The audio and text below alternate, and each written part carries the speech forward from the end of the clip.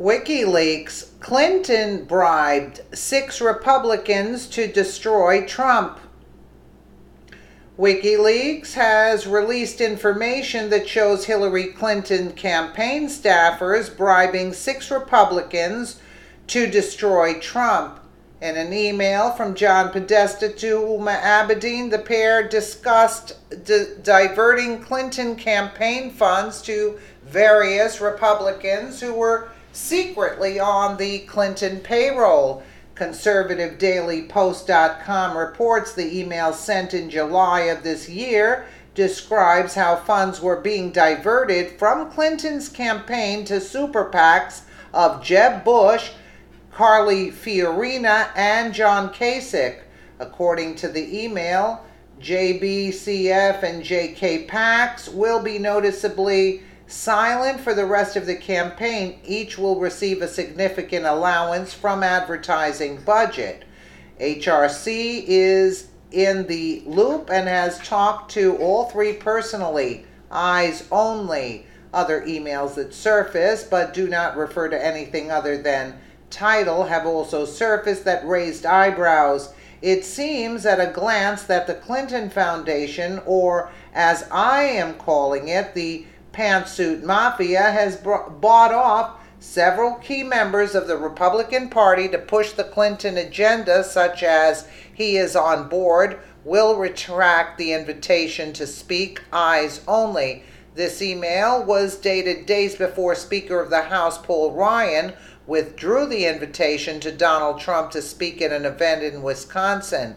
Even though we do not have the smoking gun to say it was him, no other logical conclusion can be assumed. Other emails hint at the money being moved to Republican elected officials in the House and Senate. For instance, FEC reports show that 2 large donations from PACs and private sources in early October went to John McCain right after he attacked Trump, publicly criticized Trump.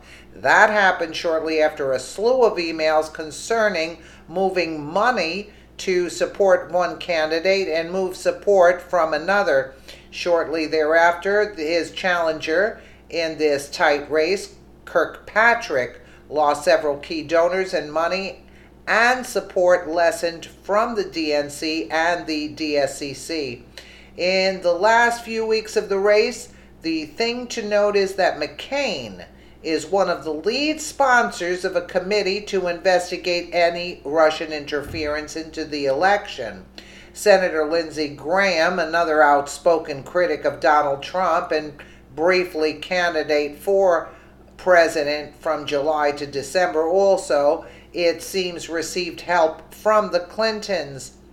An email that simply states cleared the road for him in 2020 could mean that there will be no strong or supported Democrat in the South Carolina Senate race when Graham is up for re-election. As with McCain, Graham has publicly called for a look into the Russian influence in the election. There were a lot of politicians who were opposed to Donald Trump. These in particular all share a common bond, however. Trump humiliated them on stage in front of hundreds of millions of people around the world. This is more than just politics or conscientious objecting, This was revenge. Not just revenge, this is out of treason. Our representatives took an oath to support our Constitution and its laws for our benefit, not theirs. This is why gridlock is prevalent in D.C. The treachery and the corruption are on both sides of the coin. Unfortunately, there is no way of knowing who the true Republicans are and who are the ones that are fronts for the Clinton machine, the Pantsuit Mafia. The number of emails is too overwhelming to easily sift through them all to find all of the turncoat rhinos. We must be diligent to ferret out those that have sold their souls for power. The only hope that we have for transparency of the Clintons anytime soon rests in an audit carried out by the IRS. But behold, in recent days, there is a call to impeach the commissioner of the IRS. Interesting times we live in, to be sure. Only time and work on our part will push this audit forward. Even though Hillary lost the presidency, she still is in power behind the scenes with these revelations. With her Democratic allies in Pelosi and Schumer and her Republican lackeys in the form of Ryan and other Republicans, she will set the agenda and pull the strings. We, the people, will have no idea who is on our side and who is not. For the Clintons, it will mean that even though the American people are supporting Trump and making America great again, they will set the agenda. We will be left scratching our heads and wondering how the GOP and Trump cannot accomplish anything. Clinton will be in control without having to ever show her hand or be responsible to the people. The Soros-Clinton team will have killed the republic, and we will never know until it is too late.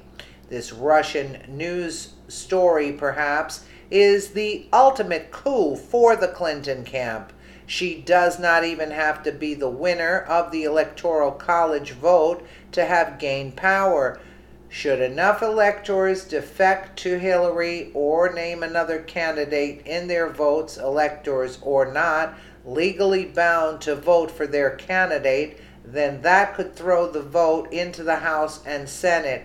The suspicious part of this simply is this. On January 20th, a new president will be inaugurated. The Constitution in the 25th Amendment spells out the line of succession. If there is still not a picked president, the vice president shall become president, Kane or Pence. If the Senate has not picked a vice president by noon on the 20th, the Speaker of the House shall become president. Coincidence? The Roman Republic lasted for centuries in the hands of the people before falling to become the Roman Empire. That change did not happen by a foreign invasion or a foreign intrigue. No barbarian or forceful enemy defeated the Republic over 2,000 years ago.